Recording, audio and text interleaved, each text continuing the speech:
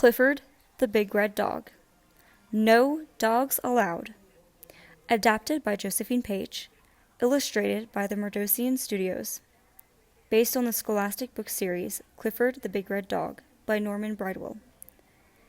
From the written television script The Dog Park by Pamela Hickey and Dennis McCoy. Copyright 2001 Scholastic Entertainments Incorporated. Mr. Bleakman was happy as could be. He sat in the park on a bench by a tree. The flowers were blooming, the birds were in flight. But the best thing of all, no dogs were in sight. He did not like dogs, and he never could hide it. He did not like dogs, and he would never deny it. Mr. Bleakman was happy as could be. He sat in a park when whom should he see but the biggest red dog. He was shaking the tree. Said Mr. Bleakman, "Stop making these leaves rain on me." He didn't like dogs. He never could hide it.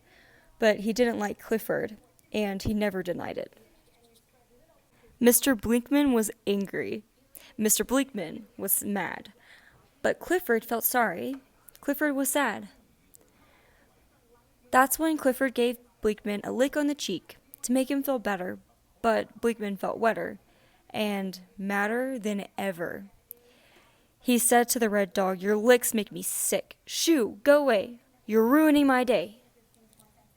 Mr. Bleakman was happy as could be, when a rare island budgie flew into a tree. Such a marvelous bird, so pretty and rare. He tried to get closer, as close as he dared. Mr. Bleakman loved birds. He could watch them all day.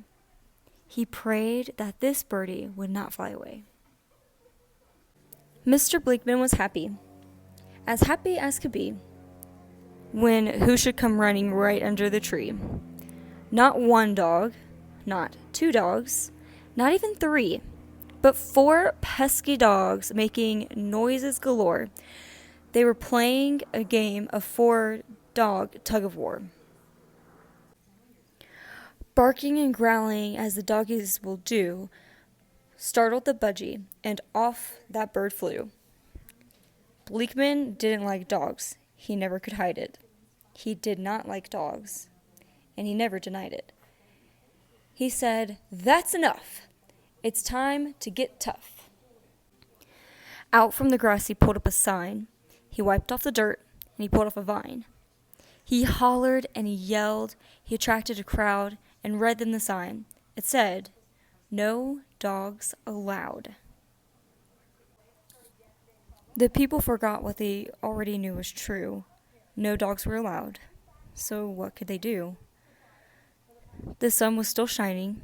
It wasn't yet dark, but the dogs and their friends were leaving the park. The very next day they all stayed away. Mr. Bleakman was happy as could be, as he sat in the park on a bench by a tree. It was peaceful and quiet. There wasn't a sound, not a dog, not a child, not a grown-up around. So peaceful and quiet, with no one in sight. Bleakman said, "This is boring. This can't be right." He looked at the sign and said, "That's the last straw. No dogs are allowed. We must change the law." So he called an election. That's what he did. And everyone voted, each grown-up and kid. The votes were all in. Bleakman spoke to the crowd. He said to his neighbors, "Now dogs are allowed. So come one and all. Please come, yes you may. Come to the park. You must come right away to play with your friends, to laugh, to bark, to run and have fun. This is everyone's park."